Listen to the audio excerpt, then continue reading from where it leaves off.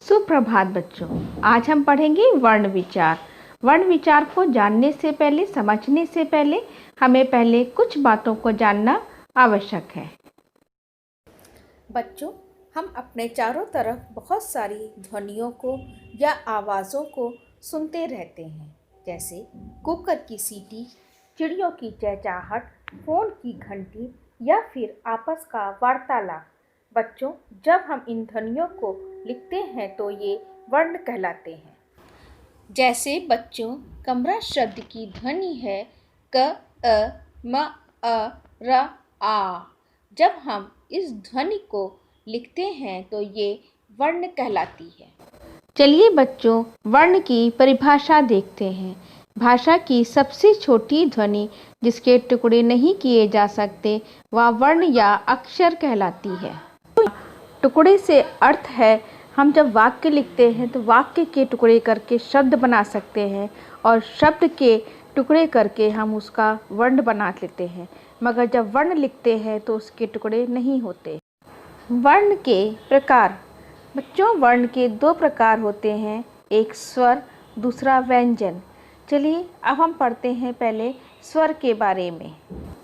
स्वर जिन वर्णों का उच्चारण बिना किसी वर्ण की सहायता से किया जाता है उन्हें स्वर कहते हैं। हिंदी में स्वरों की संख्या 11 होती है। बच्चों, ये 11 स्वर हैं: अ, आ, इ, उ, री, ए, ओ, औ। चलिए बच्चों, अब जानें व्यंजन के बारे में। जिन वर्णों का उच्चारण स्वरों की सहायता से किया जाता है उन्हें व्यंजन कहते हैं। हिंदी में व्यंजन की संख्या 33 होती है। का, खा, गा, घा, अंगा, चा, छा, जा, झा, इया, टा, ठा, डा, ढा, णा, ता, था, दा, धा, ना, पा, फा, बा, भा, मा, या, रा, ला, वा, श, श, स, हा। यहाँ तक 33 व्यंजन होते हैं और ढा और डा और ढा के नीचे बिंदु लगाकर बनाए जाते हैं। इन व्यंजनों को व्यंजन के साथ अपनाया जा सकता है, लेकिन ये व्यंजन किसी शब्द के आरंभ में नहीं आते हैं, बीच में प्रयोग किए जाते हैं। अयोगवाह। यह अयोगवाह अंग और आहा को कहते हैं। अंग जिसे अनुस्वार कहते हैं, उदाहरण के लिए कंघा, बंदर, सुंदर। आहा उसको विसर्ग कहते हैं, उदाहरण के लिए प्रातः, अतः। और इसके अलावा अनुनासिक जिसको चंद्र बिंदु कहते हैं, उदाहरण के लिए आँख, चांद। अब आता है संयुक्त व्यंजन। संयुक्त का अर्थ होता है जुड़ा हुआ या मिला हुआ। जो व्यंजन दो व्यंजनों को जोड़कर बनाए जाते हैं उन्हें संयुक्त व्यंजन कहते हैं, जैसे छ, त्र, ज्ञा और श्रा। आइए बच्चों, अब ये देखते हैं कि संयुक्त व्यंजन कैसे बनते हैं। पहला है श्रा।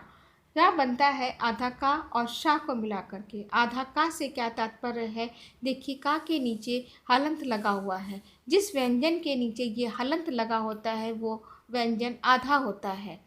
तो इसका उदाहरण है क्षत्रिय, क्षमा। दूसरा है आधा ता और रा मिलके बन गया त्रा, उदाहरण त्रिशूल, पत्र। नेक्स्ट है दूसरा है आधा जा और इया मिलके बन गया ज्ञा, उदाहरण के लिए यज्ञ और ज्ञानी। उसी प्रकार आधा शा और रा मिलकर बन गया श्रा, उसका उदाहरण है परिश्रम और श्रमिक। स्वर और व्यंजन में अंतर। स्वर स्वतंत्र होते हैं, उनके उच्चारण में किसी वर्ण की सहायता नहीं ली जाती। व्यंजन के उच्चारण में स्वर की सहायता ली जाती है। प्रत्येक व्यंजन के अंत में स्वर जुड़ा होता है। उदाहरण का एक व्यंजन है जो छोटा आ लगा करके पूरा का बन जाता है। उसी प्रकार पा में भी छोटा आ जुड़ा होता है। इसी प्रकार प्रत्येक व्यंजन में छोटा आ जुड़कर आता है। इसलिए छोटे आ की कोई मात्रा नहीं होती है, क्योंकि वो व्यंजन के साथ जुड़कर आता है। तो बच्चों, आज आपने पढ़ा वर्ण, वर्ण के प्रकार, स्वर व्यंजन, अनुस्वार, विसर्ग, अनुनासिक, संयुक्त व्यंजन और स्वर और व्यंजन में अंतर। बच्चों, आपको ये मेरा वीडियो अच्छा लगा हो तो लाइक बटन ज़रूर दबाइएगा और कमेंट बॉक्स में अपना कमेंट ज़रूर लिखिएगा। धन्यवाद।